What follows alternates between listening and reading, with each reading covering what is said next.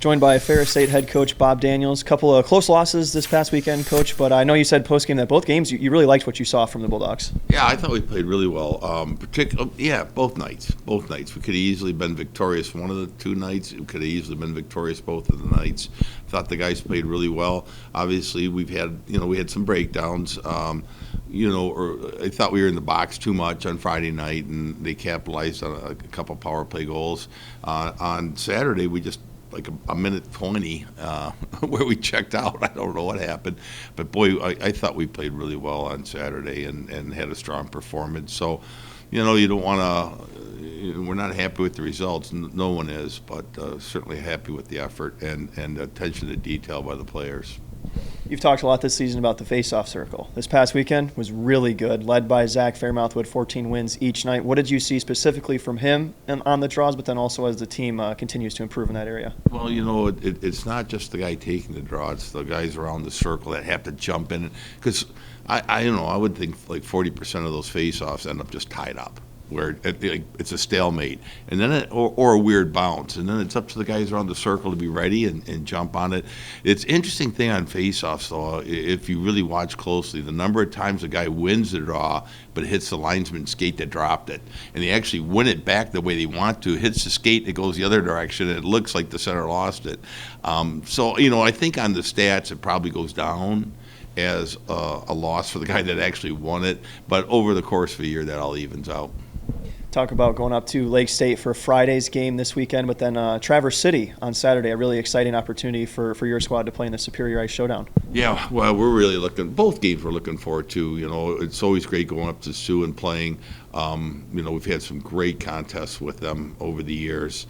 And then really excited about going to Traverse City for this game, Center Ice Cup. I think that's hopefully something. If it appears like it's going to be really well received in the Traverse City area by the fans of Lake State, by the fans of Ferris State, and by the locals within the Traverse City area. So I can foresee this thing being maybe an annual type thing. Obviously, David and I will have to sit down and discuss that, how that's going to look.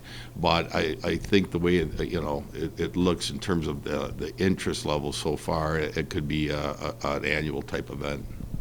And then just talking about Saturday's game, getting to play at Center Ice Arena where the Red Wings hold their training camp. For a lot of these younger players on our team, this is a really, really cool experience. What's it kind of been like for them, kind of talking to them about it? I think they're really excited about playing there, and the one thing it's a little difficult is the travel, but that's okay. The guys don't seem to mind that at all. But I think they're really looking forward. They know the prospects games there, the training camps there.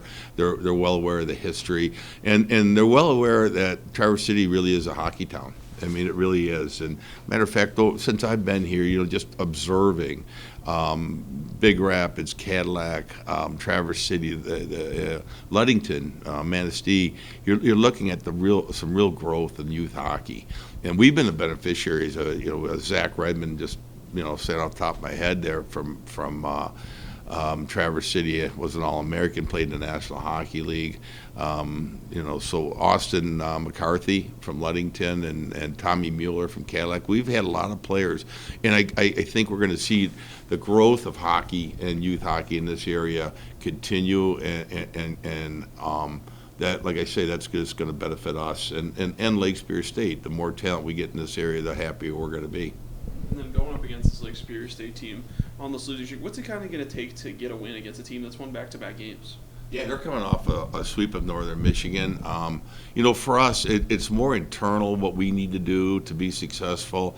And just gauging on last week, we got to stay out of the box. It wasn't awful on Friday, but of the 6 times we were in the box, 3-4 of them, were stick violations that we can eliminate that from the game. We did Saturday. We only were in once. So staying out of the box, and then we've tended to have, like, in that game on Saturday, they scored 3 times in a minute 20, minute 25 in the first period, and that was it for the night. And it was just like, come on, we don't need those breakdowns, even for a moment. So, it's learning the consistency and staying out of the box that's, I think, most important for us.